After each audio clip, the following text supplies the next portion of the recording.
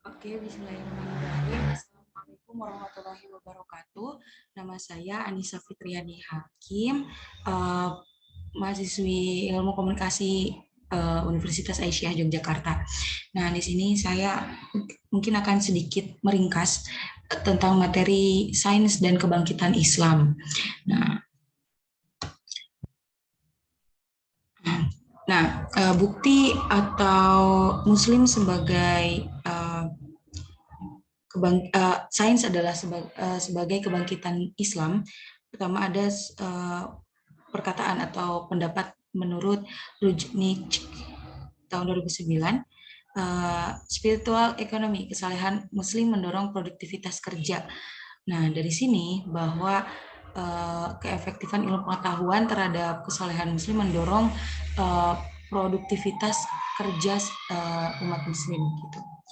Kemudian di sini kebangkitan Islam dimaknai bahwa nilai-nilai Islam sejalan dengan modernitas, demokrasi, masyarakat sipil, ekonomi pasar, globalisasi dan kelas menengah. Namun hal ini sangat antitesis atau berbanding terbalik dengan asumsi Barat bahwa Muslim yang selama ini Barat memandang Muslim selama ini adalah sebagai masyarakat yang kolot dan terbelakang. Nah, Indonesia merupakan Muslim terbesar di dunia ya. Kita patut akui bahwa Indonesia merupakan penduduk Muslim terbesar di dunia. Islam padahal, namun dalam TIMMS 2015 bahwa literasi sains di Indonesia menduduki level terendah di antara 40 negara di dunia. Padahal Islam dan sains merupakan dua hal yang sangat melekat, namun Indonesia sebagai negara dengan penduduk muslim terbesar ini malah minim dan kurang literasi sains. Mengapa itu demikian terjadi?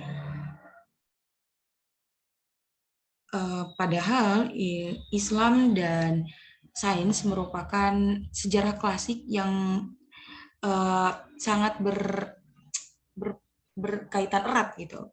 Nah, di sini ada pendapat dari introduksi dikotomi ilmu agama dan ilmu keduniaan menurut Imam Ghazali pada abad ke-11 bahwa mempelajari ilmu agama bersifat fardu ain sementara menuntut ilmu keduniaan bersifat fardu kifayah.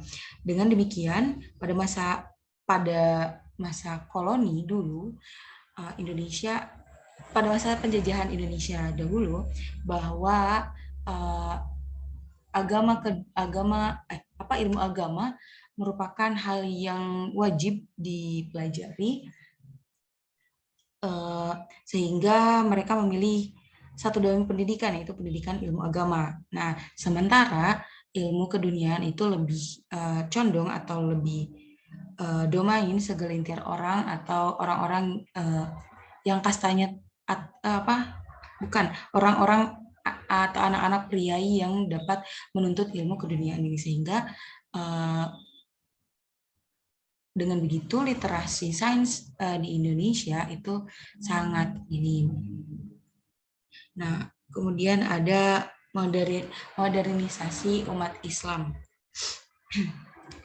Nah, di sini ada pendapat kini umat Islam telah mengalami lompatan modernisasi.